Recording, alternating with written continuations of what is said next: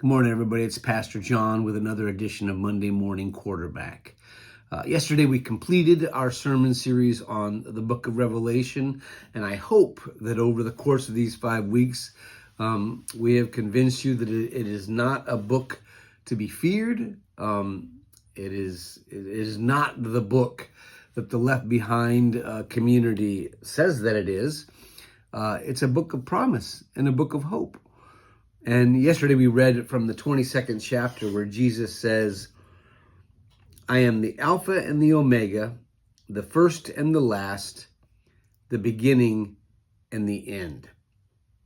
And what that basically means is Jesus was present at the beginning of time.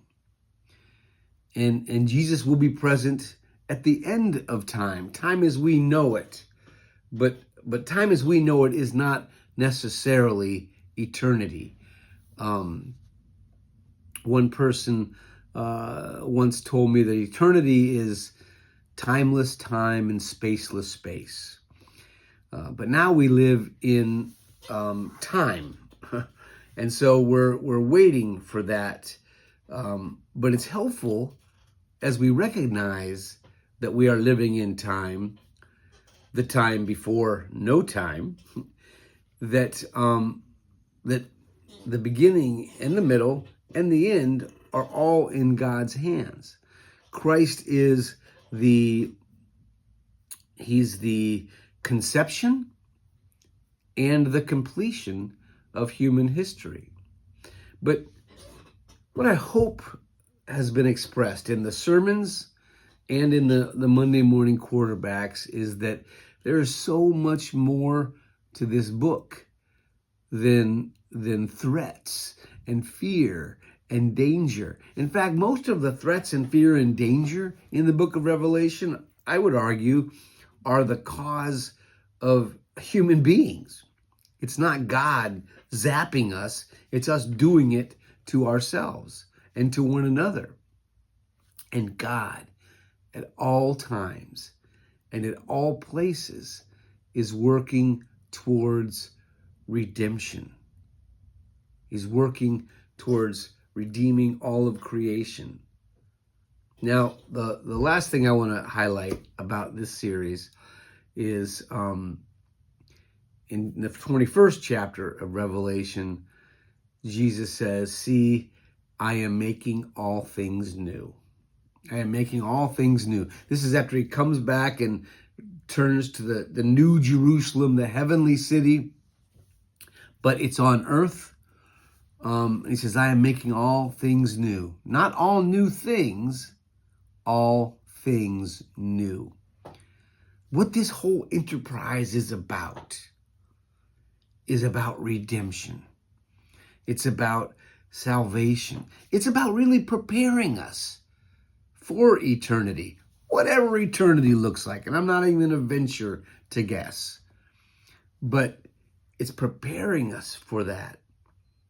Because I know that when Christ returns, when the kingdom of God is fully embraced in the world, there will be no crying, there will be no tears, there will be no injustice, there will be no sadness. And we have to be prepared for something like that. Because what there will always be is free will. And so Revelation, rather than think of it as this, spooky book that we have to decode correctly, or if we don't, we end up going to hell. Silly idea. I mean, what God, that thought that up would be worthy of our worship. No, think of Revelation as a book of promise, which is what it was written to be, by the way. You can read the first chapter of Revelation and find that out. But read it as a book of promise and as a book of imagery, poetry. It's pointing to something that you can't define with precise words, so we must use images. Think of it in those terms, and you can see that history is moving in God's direction. And it won't be over until God says it's over. And so Love wins. God wins. Jesus is the Alpha and the Omega, the beginning and the end. And even though we're right now stuck not at the beginning or the end, we're stuck in that messy middle part of the story, we can have hope because love does win. Love does win. That is our faith. That is our hope. That is Christ's promise. Have a wonderful week, my friends. God bless.